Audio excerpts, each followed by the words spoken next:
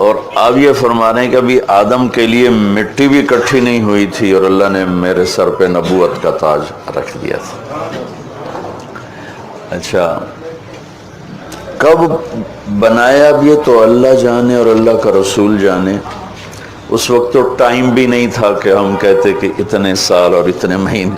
Time سے پہلے اللہ نے اپنے محبوب کو وجود بخشا۔ ایک حدیث سے اس پہلی بات کی اور وضاحت ہوتی۔ آپ نے فرمایا اللہ تعالیٰ نے دنیا بنانے سے 1000 سال پہلے سورۃ یاسین کی تلاوت فرمائی۔ دنیا بنانے سے 1000 سال پہلے سورہ یاسین پڑھی۔ دنیا کو بنے ہوئے کتنے سال ہوئے ہیں؟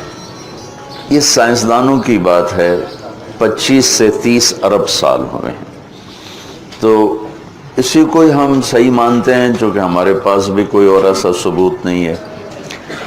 تو 25 سے 30 ارب سال سے یہ کائنات بنی ہے۔ اس سے 1000 سال پہلے اگر اسی کو لے لیں، 25 ارب سال 30 ارب سال، اس سے 1000 سال پہلے جب زمین آسمان سورج چاند ستارے سیارے جبریل میکائیل اسرائیل اسرافیل جنت دوزخ آگ پانی مٹی ہوا کچھ میں سے اللہ ہے۔ هو الاول والآخر والظاہر والباطن وهو بكل شيء علیم۔ تو اب سورہ یاسین شروع کیسے ہوتی ہے؟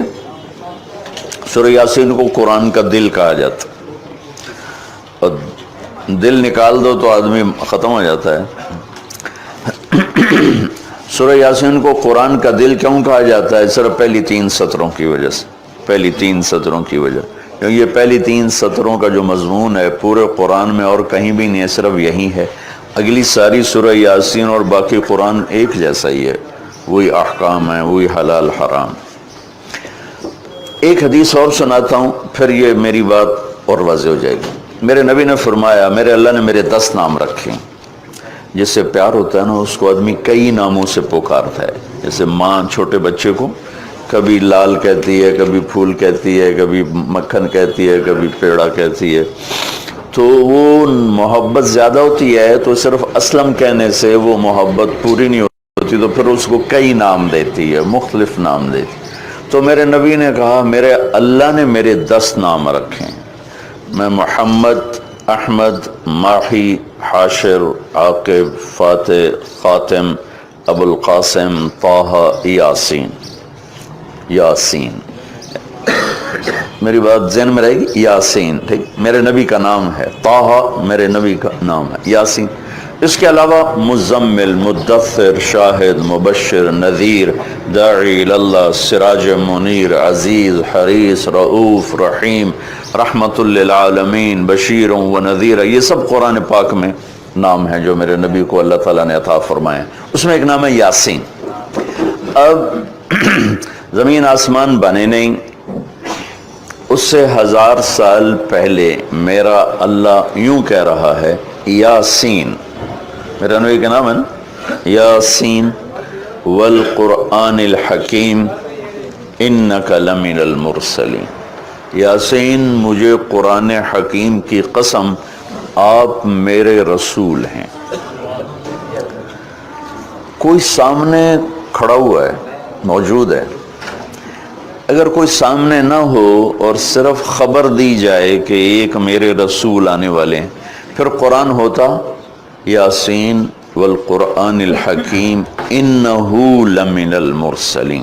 وہ ایک آئے گا، وہ میرا رسول ہے، وہ آ چکا ہے، وہ سامنے ہے، اور اللہ ان کو دیکھ کے کہہ رہے ہیں انک لمن المرسلین، آپ میرے عالی شان رسول ہیں، علی صراط مستقیم، اور آپ سیدھے راستے پر ہیں۔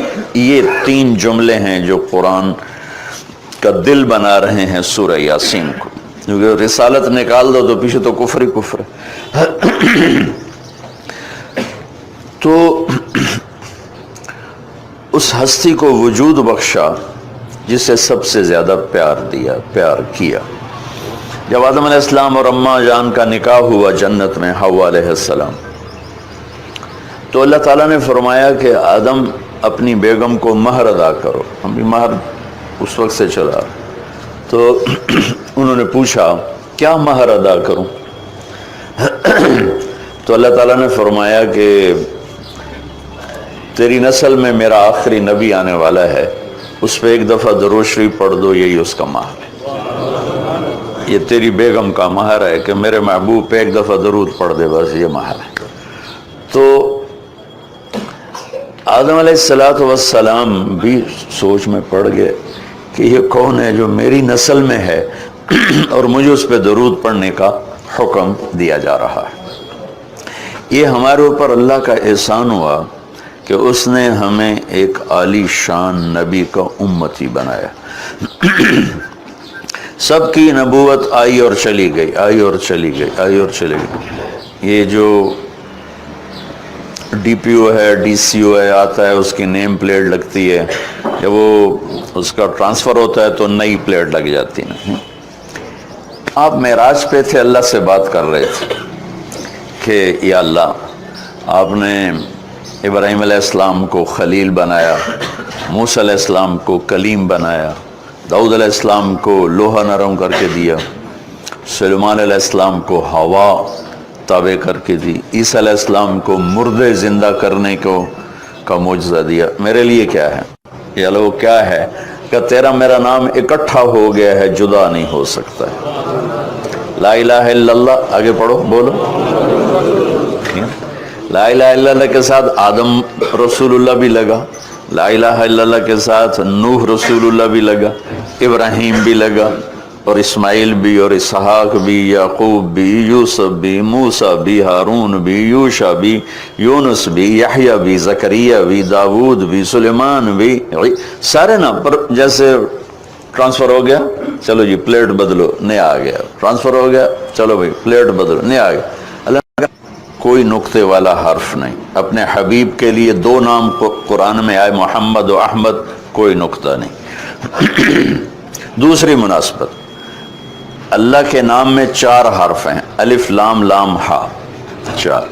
محمد میں اللہ نے 4 حرف رکھے، میم ہا میم دال.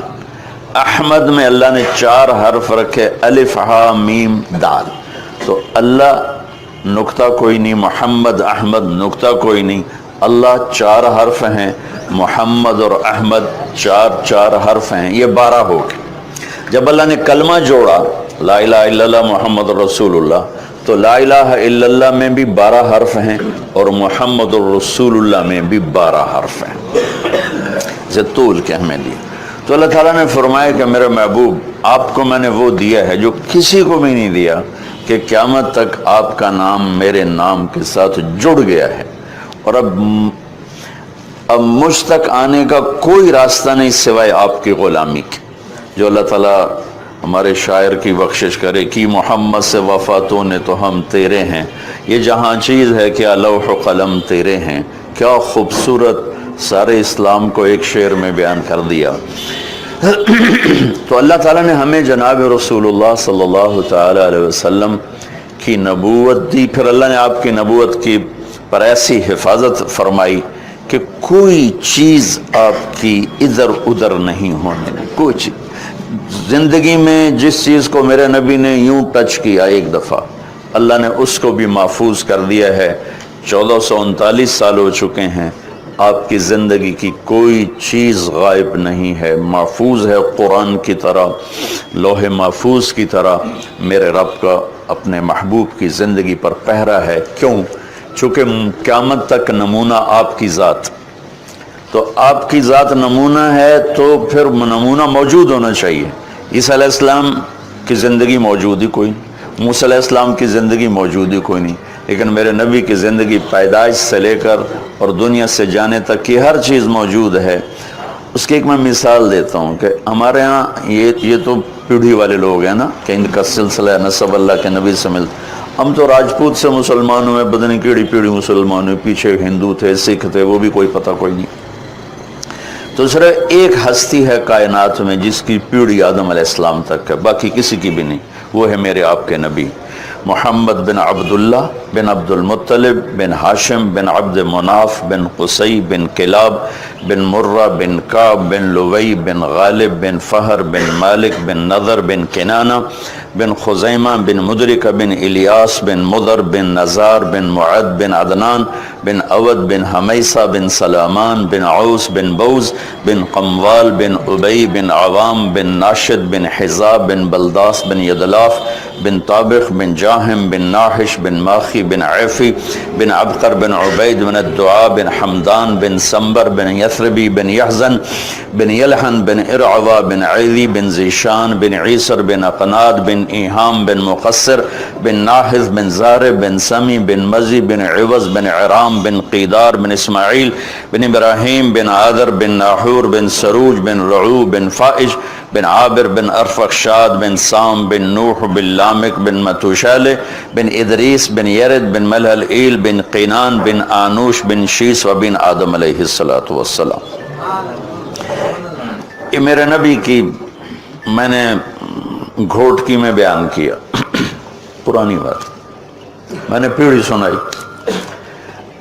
اگلے دن کوئی 8 بجے 2 دوست آ گئے، بڑے بھاگے کہ جی وہ کچے سے ڈاکوؤں کا سردار آپ کو ملنے آیا۔ میں نے کہا میرے پاس تو پیسے کوئی نہیں، مجھ سے کیا لیں؟ کہا جی آپ کو ملنا چاہتا۔ میں نے کہا بلا لو۔ تو وہ آ گیا جی، چھوٹا سا قد، تو آ کے وہ ملا بڑی عقیدت سے۔ تو سندھی سرائکی سے ملتی جلتی اور ہماری سرائکی ہے زبان، تو تھوڑی تھوڑی مجھے سمجھ میں آئی اس کی۔ وہ اردو جانتا نہیں تھا، اپنی سندھی میں بول رہا تھا اور کافی سارا میں سمجھ رہا تھا سرائکی کی وجہ سے۔ تو وہ کہنے لگا سائیں تساں جو نبی دا پیڑھی سنایو، رات تساں جو نبی دا پیڑھی سنایو، اور ساتھ ہی اس نے زارو قطار رونا شروع کر دیا۔ مجھے رونا آیا کہ ایک ڈاکو کے دل میں بھی نبی کی کیا عشق کروں محبت۔ انہوں نے رونا شروع کر دیا، تو سنجو نبی دا پیڑھی سنائے۔ اور مجھے بعد میں پتہ چلا کہ پھر اس نے توبہ کر لی، پر ایسی توبہ کی کہ پیچھے پلٹ کے نہیں دیکھا۔ پھر اس کے ساتھیوں نے اس کو قتل کر دیا، اس نے موت قبول کی۔ پھر اس نے دوبارہ صرف نبی کی پیڑھی سن کے انہوں نے کہا سائیں میری توبہ۔ تو میرے بھائیو، اللہ نے ہمیں ایک عظیم الشان ہستی سے نوازا ہے۔ ایک واقعہ سناتا ہوں۔ آپ کی مجلس لگی ہوئی تھی، ایک بدو یعنی دیہات اونٹ پہ جا رہا تھا۔ گوہ کو کیا کہتے ہیں سندھی میں؟ گوہی کہتے ہیں، ہاں گوہی۔ عرب جاہلیت میں گو کھاتے تھے، تو اس نے ایک ماری ہوئی تھی اور اس کو لے جا رہا تھا۔ وہ کہنے لگا یہ کون ہے؟ تو لوگوں نے کہا یہ وہ ہیں جو کہتے ہیں میں نبی ہوں۔ تو اس نے اپنے اونٹ کو موڑا، گوہ کو رسی سے کھولا، مری ہوئی تھی، اور آپ کے سامنے ایسے پھینک دی۔ کہنے لگا یہ تجھے کہہ دینا تو اللہ کا نبی ہے تو تجھے مان جاؤں گا۔ اور بڑا ایسے نا اکڑ کے کھڑا ہو گیا کہ مر جائے تو انسان نہیں بولتا تو جانور کہاں سے بولے گا، جانور تو زندہ نہیں بولتا تو مردہ کہاں سے بولے، تو ایسے کھڑا ہو گیا۔ اور وہ ایسے سر زمین پہ مردہ پڑی ہوئی ہے، تو آپ نے ایک نظر اس کو دیکھا، سبحان اللہ۔ آپ نے کہا یا رب اے گو، تو اس کی آنکھیں ایسے کھل گئی اور اس نے یوں اپنی گردن اٹھا کر کہا، اتنے زور سے بولی کہ پوری مجلس میں آواز پھیل رہی تھی۔ اس نے کہا لبیک وسعدیک یا زین من وافا یوم القیامہ۔ اس نے کہا میں حاضر، لبیک میں حاضر، سعدیک میں حاضر، میرا بخت جاگ اٹھا، آج مجھے 2 جہان کے سردار نے بلایا ہے۔ آپ کو ٹائٹل کیا دیا وہ بتانا چاہتا، یا رسول اللہ نہیں کہا اس نے۔ سبحان اللہ۔ قرآن بھی بتاتا ہے اور میرے نبی بھی بتاتے ہیں قیامت کا دن بڑا خوفناک۔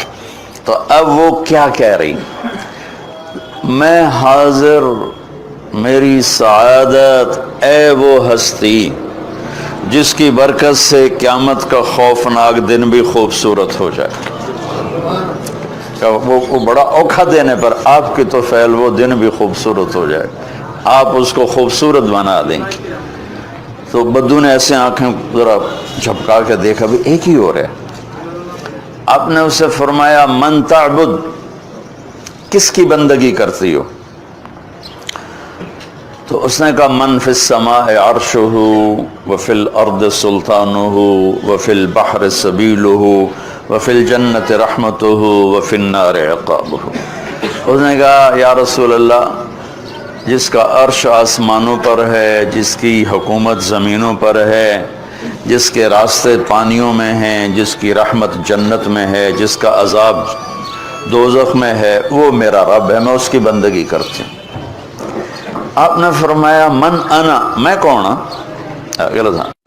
میں کون ہوں؟ بدو نے کہا تھا نا یہ کہے گی تو مانوں گا.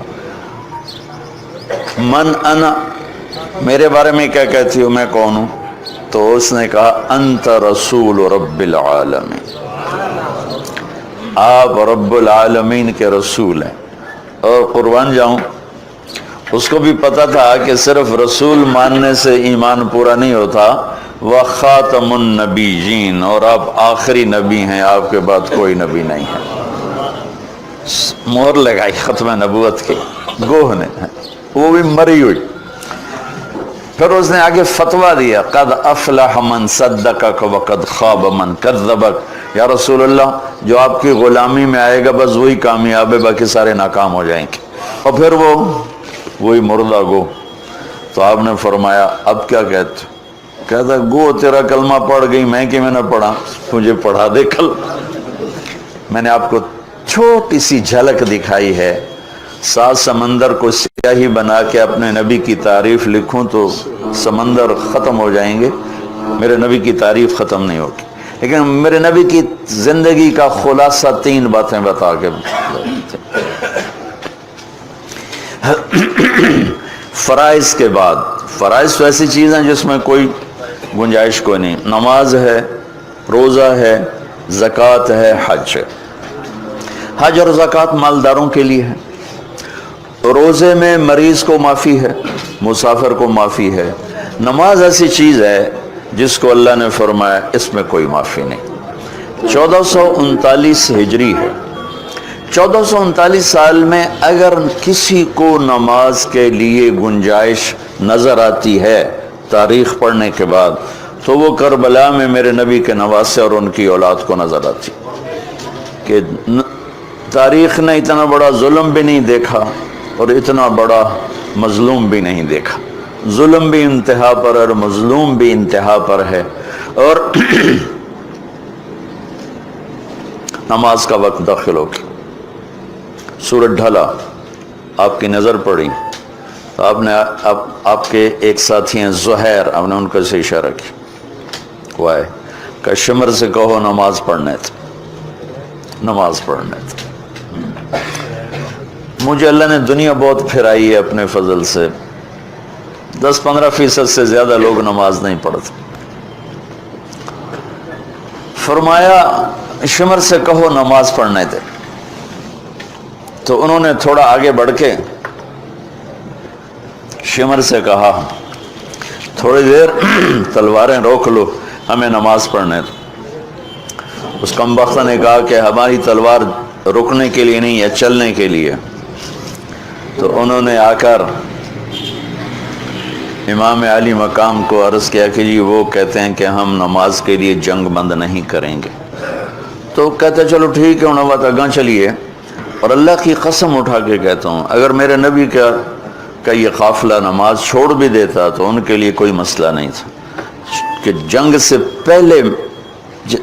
پہلے آنکھ لگ گئی. اتنا سکون ہے اندر میں کہ موت سامنے اور آنکھ لگ گئی. آنکھ کھلی تو ہنسنے لگے. تو زینب بہن نے پوچھا یہ ہنسنے کا کون سا موقع ہے؟ فرمانے لگے ابھی آنکھ لگی ہے تو اللہ کے نبی کو دیکھا ہے, کہہ رہے ہیں بیٹا میں لینے کے لیے آ گیا ہوں, استقبال کے لیے میں آ گیا ہوں. تو اگر یہ ایک نماز چھوڑ دیتے تو کیا مسئلہ تھا. اور ان کو جنت کی سرداری ملی ہوئی ہے، جنت نہیں ملی، جنت کی سرداری ملی ہے۔ میرے نبی نے فرمایا حسن حسین جنت کے نوجوانوں کے سردار ہیں، ابھی ماں کا دودھ پیتے تھے اور یہ مل گیا تھا۔ یہ نہیں کہ زہر میں شہید ہوں گے تو سرداری مل جائے گی، اور کربلا میں سر کٹے گا تو سرداری مل جائے گی، ایک زہر سے تڑپ گئے، ایک سر کٹوا کے نیزے پہ چڑھ گئے، نہیں ابھی ماں کا دودھ چل رہا ہے۔ اور آپ نے کہا ایک فرشتہ آیا ہے اور مجھے خبر دے کر گیا ہے کہ میرے یہ دونوں بیٹے جنت کے نوجوانوں کے سردار ہیں۔ حسن پیدا ہوئے، آپ نے علی سے پوچھا کیا نام رکھا ہے؟ کہنے کہ جی حرب، حرب کہتے ہیں لڑائی لڑنے والا۔ آپ نے کہا نہیں، اس کا نام ہے حسن۔ پھر حسین پیدا ہوئے، آپ نے پوچھا علی کیا نام رکھا ہے؟ انہوں نے کہا جی حرب، علی تو میدان کے شاہ سوار تھے، اسی سے انہوں نے نام رکھا حرب۔ کہا نہیں، اس کا نام ہے حسین۔ پھر کیا فرمایا کہ جب سے آدم کی اولاد چلی ہے یہ دو نام اللہ نے کسی کو نہیں دیے، یہ پہلی دفعہ میرے بچوں کے لیے نام آ رہے ہیں، اللہ نے سنبھال کے رکھے تھے میرے بچوں کے لیے۔ اور آپ ان کو کبھی کہتے ہیں میرے جنت کے پھول، میری جنت کی ٹہنیاں، میرے جگر کے ٹکڑے، میری آنکھوں کی ٹھنڈک، اتنے ان کو نام دیتے تھے، وقت نکال کر ان کے ساتھ کھیلتے تھے۔ روزانہ اتنے بڑے نبی ہو کر اتنی بڑی ذمہ داریاں، اور روزانہ ان کو ٹائم دے کر ان کے ساتھ بیٹھنا کھیلنا، ان کے لیے گھٹنے اور ہاتھ زمین پہ ٹکا دیتے، اور دونوں بچوں کو کمر پہ بٹھا کے کہتے او اپنی سواری پہ چڑھ جاؤ، پھر کمرے میں چکر لگاتے ایسے، اور پھر ان کو یوں کر کے کہتے تمہارا اونٹ کیسا ہے، تمہارا اونٹ کیسا ہے، کیف مطیتکما، اور پھر دونوں کو اتار دیتے اور زینب کو بٹھاتے اور پھر پورا کمرے میں چکر لگاتے اور ان کو کھلاتے کھلاتے کھلاتے۔ اتنی بڑی یہ ہستیاں ہیں، یہ تو یزید کے ہاتھ میں بیعت بھی کر لیتے تو ان کی جنت میں کوئی نقصان نہیں تھا جان بچانے کے لیے، لیکن یہ وہ گھر نہیں ہے جو جان بچانے کے لیے ایمان کے سودے کرے۔ امت کو پیغام دینا تھا کہ نماز نہیں چھوٹ سکتی، نماز نہیں چھوٹ سکتی، کتنی ہی مصروفیت ہو نماز نہیں چھوٹ سکتی ہے۔ کہنے لگے جی وہ تو نہیں اجازت دے رہے، کہا اچھا ٹھیک ہے، آدھے انس کے ساتھ جنگ کرو، آدھے نماز پڑھو۔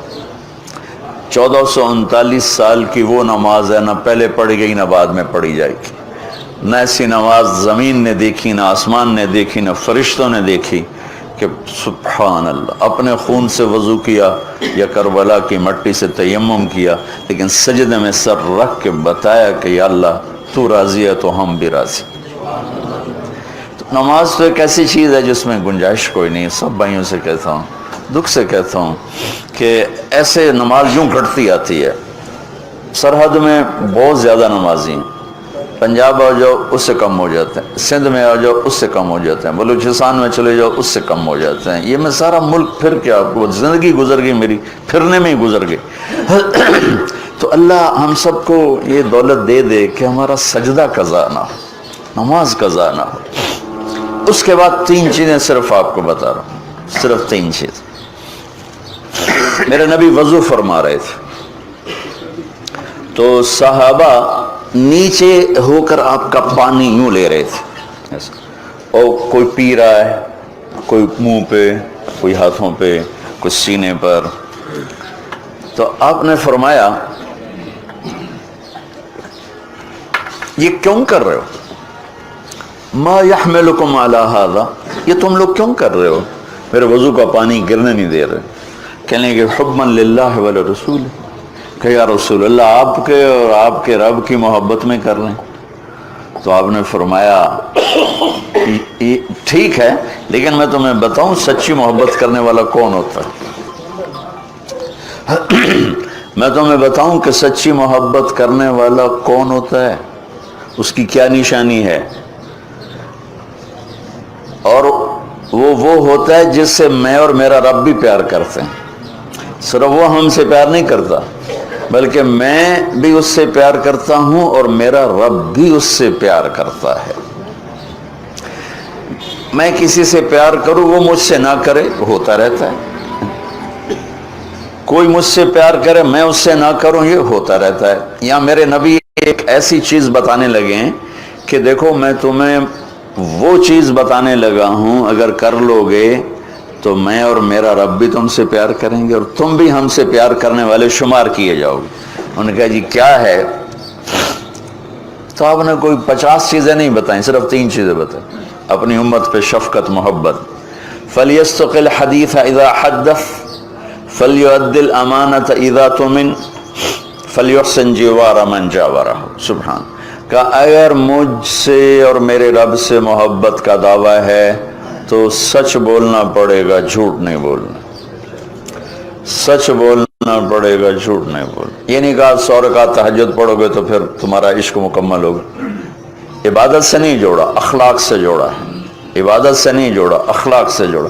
عبادت کو منیمائز کیا ہے کہ نظام کائنات چلانا ہے، بازار چلانا ہے، حکومت چلانی ہے، ادارے چلانے ہیں، تو اللہ تعالیٰ کو عبادت کے لیے فرشتے بے شمار پڑے ہوئے ہیں۔ اتنا کیا جس پر اس کی روح کو طاقت ملے، فرائض کی حد تک۔ فَلْيَسْتُقِ الْحَدِيثَ إِذَا حَدَّثَ، کہ اگر میرے رب سے اور مجھ سے محبت کا دعویٰ ہے تو پہلی نشانی ہے سچ بولنا ہوگا، جھوٹ نہیں بولنا۔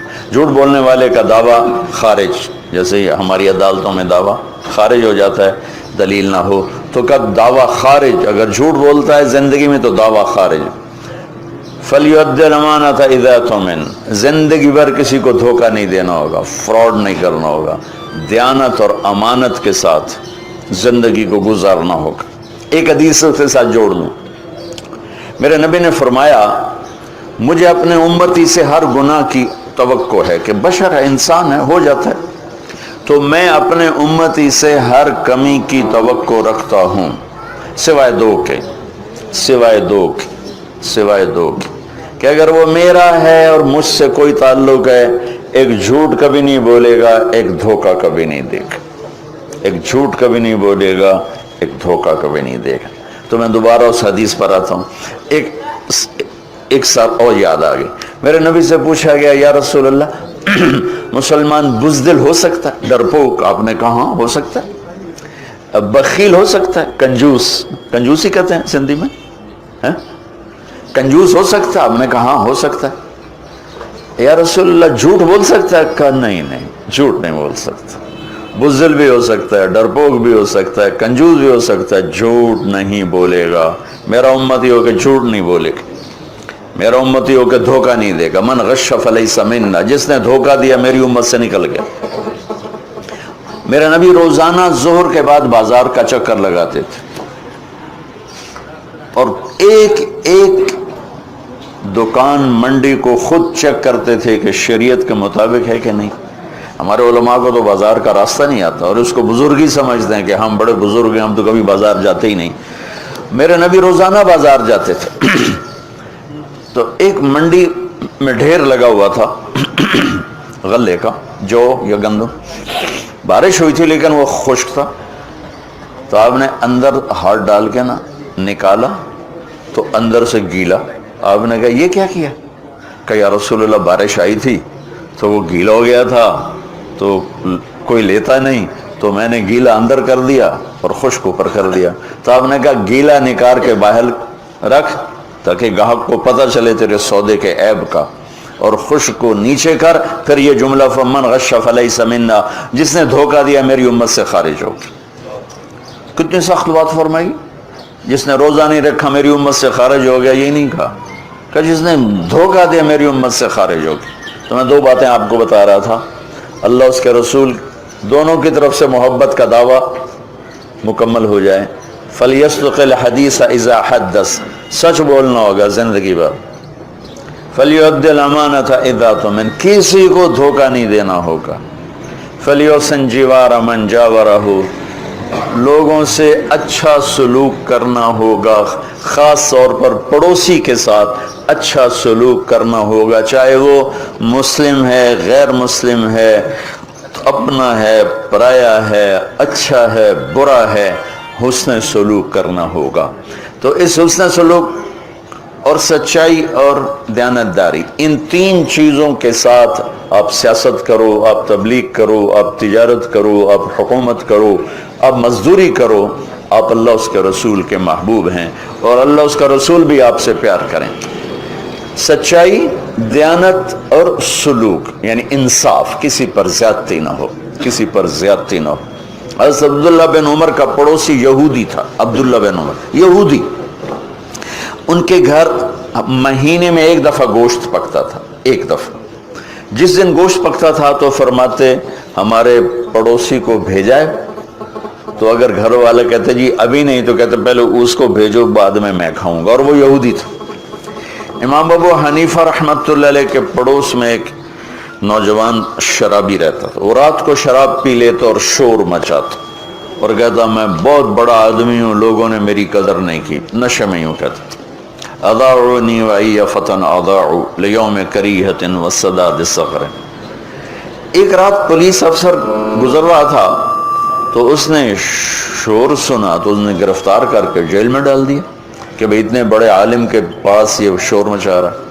3-4 دن گزر گئے، اس کا شور سنائی نہیں دیا، تو امام صاحب کہنے لگے وہ ہمارا پڑوسی کہاں گیا؟ کہا جو تو پولیس پکڑ کے لے گی۔ کیوں لے گی؟ کہ وہ شراب کے نشے میں شور مچا رہا تھا تو انہوں نے آپ کی وجہ سے اس کو پکڑ کے ڈال دیا۔ صبح کا انتظار نہیں کیا، اسی وقت اٹھے اور اس پولیس افسر کے گھر پہنچ گئے، بھائی وہ میرے پڑوسی کو چھوڑ دو۔ کہا جی میں نے تو آپ کی وجہ سے پکڑا ہے، آپ اتنے بڑے عالم ہیں، آپ علمی کام کرتے ہیں، آپ کو میں خلل ڈالتا ہے۔ کہا نہیں بھائی تو میری وجہ سے پکڑا ہے تو میری وجہ سے چھوڑ دے۔ کہا جی میں چھوڑ دیتا ہوں۔ اس کو جیل سے نکال کر لائے، کہنے لگے کیوں بھائی تم کہا کرتے ہو نا میں بہت بڑا آدمی ہوں پر لوگوں نے میری کوئی قدر نہیں کی، تو میں نے تیری قدر کی ہے کہ نہیں کی؟ کہ حضرت میری بھی آج کے بعد شراب سے توبہ، میں بھی آئندہ کبھی شراب نہیں پیوں گا۔ تو بھائیو ساری زندگی کو 3 چیزوں سے خوبصورت بنا لو۔ عبادات تو میں نے پہلے بتا دی، فرائض کی تو کوئی معافی نہیں۔ ایک سچائی، جس بھی شعبے میں ہو سچ، دیانتداری جس کام میں ہو دیانتداری، انصاف، حسن سلوک، یہ 3 کام کرنے والا مجھے میرے رب کی قسم کھا کے کہتا ہوں یہ 24 گھنٹے کا نمازی۔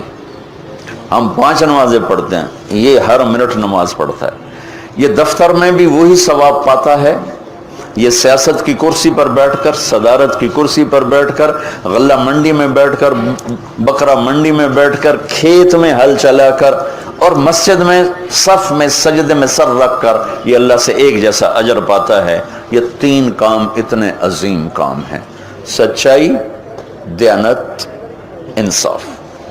اس کے الٹ جھوٹ، دھوکہ، ظلم یہ قوموں کو تباہ کر دیتا ہے۔